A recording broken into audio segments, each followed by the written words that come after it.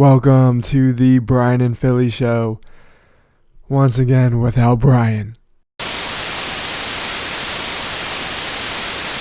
I'm just going to go over 5 topics that I found interesting in current events. So we have a bunch of cool topics today, and let's get right into it. First up, the Economist Intelligence Unit, which is like a analytics, data-based journalism source, I guess you could call them, came out with their livable cities. Vienna, Austria, came in as number 1 for the second time in the past 2 years. So they were number 1 in 2018, and now they have been named number 1 in 2019, I think. Yeah, 2019. And the way they judge livable cities is a few metrics. They go off of stability, culture, environment, education, infrastructure, and healthcare. Vienna received, I think, like a 99 out of 100, so almost perfect scores across those 6 categories. Melbourne, if you're from Australia, or Melbourne, if you're not from Australia, came in second. Vienna has come in at number 1 in 2018 and 2019, and Melbourne was the top city from 2010 to 2017. Australia crushes it with these things. I think Sydney is like ranked 3rd, and then Adelaide is ranked 10th, I believe. Yeah, Adelaide is 10th, Sydney is 3rd off of those metrics. But Vienna coming in once again at number 1. They don't work on Sundays. Like, everything's closed on Sunday. I have actually had the pleasure of going to to Vienna. And it is a beautiful city. If you've never been there, you should go. Everyone's really nice. I could see how it's number 1. I might have to move there, actually. It's a beautiful, beautiful city. People aren't in a rush. Everybody's super respectful. Honolulu came in at 22, and that was the top ranking U.S. city. And then Atlanta, Pittsburgh, and Seattle were in the top 40, as with Washington, D.C. How the heck does Pittsburgh get up there? Pittsburgh? What? If you've been to Pittsburgh, you know what I'm talking about. No offense to anybody who's from Pittsburgh. I just don't really like Pittsburgh, especially since I'm a Ravens fan. Anyway, moving on. Helsinki, Hamburg, and Amsterdam were top 20. Of course, Amsterdam was in the top 20. Bottom 3 were Damascus, Syria, obviously. They have a huge conflict with civil war and a dictator as the president, who's a terrible person. Lagos, Nigeria was number 2, and Dhaka, Bangladesh was number 3. I don't even know how they get stats on that. That's ridiculous. Make Vienna your number 1 travel destination because it is an awesome city. Or Melbourne also. Never been, but I'll go someday. All right. Kevin Hart was injured in a car crash in Malibu on Mulholland Highway. This was like this past week. He's going to be okay. The driver and the passenger in the back are also going to be okay. He was not driving. He had, I think, one of his friends, Jared Black, was driving and veered off the side of the road. The driver wasn't intoxicated. I feel bad for him, man. Like, it was a Plymouth Barracuda 2, nice car.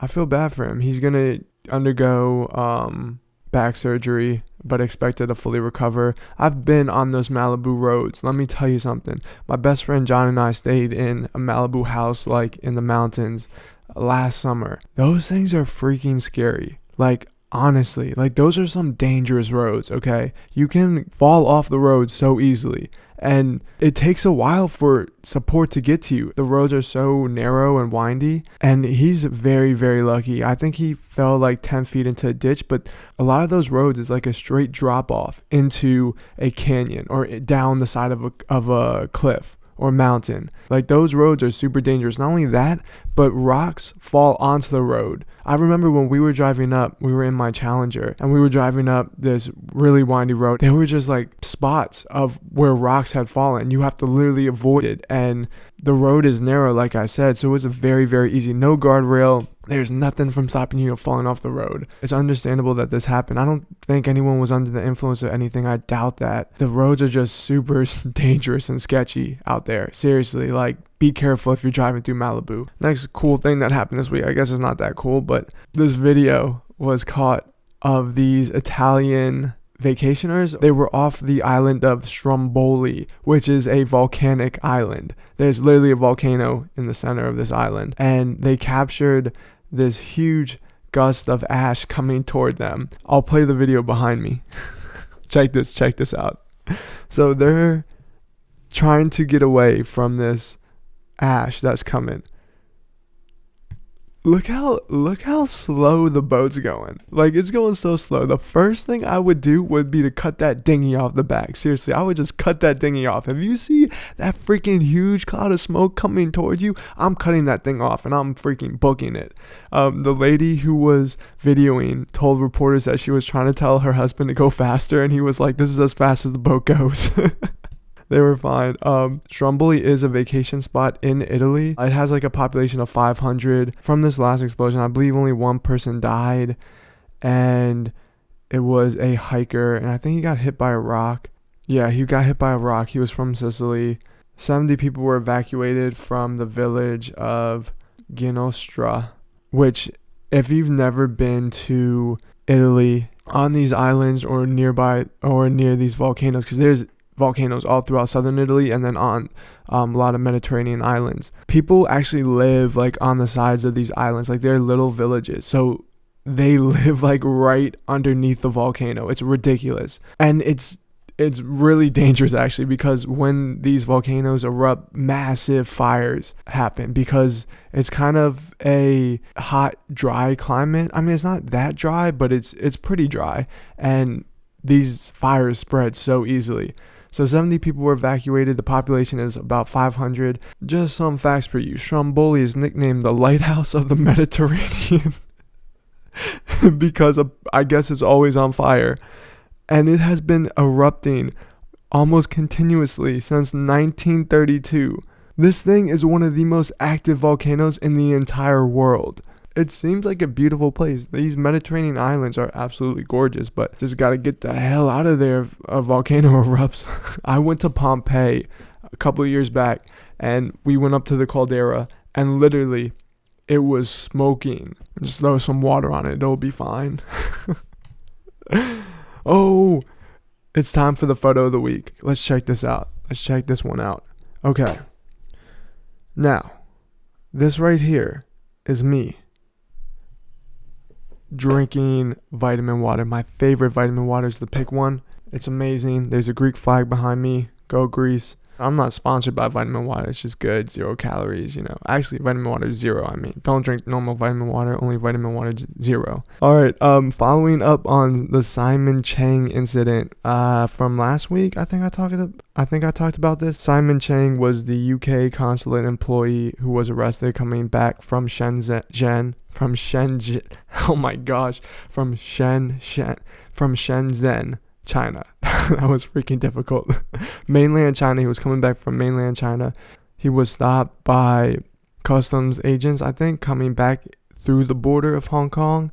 They probably found like pro-democratic protesting material, such as like various imagery on his cell phone, because they search you. And he was detained for a full 15 days. And he was cited for soliciting prostitution, which he obviously was not.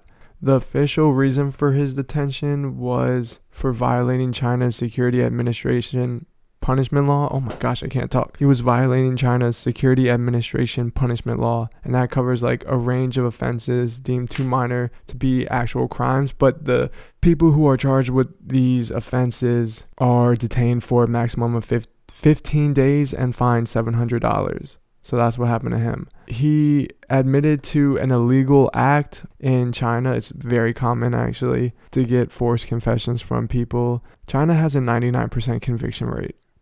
Gee, I wonder why. All right, last topic. Thailand. Another fantastic place you should visit because everything is so cheap.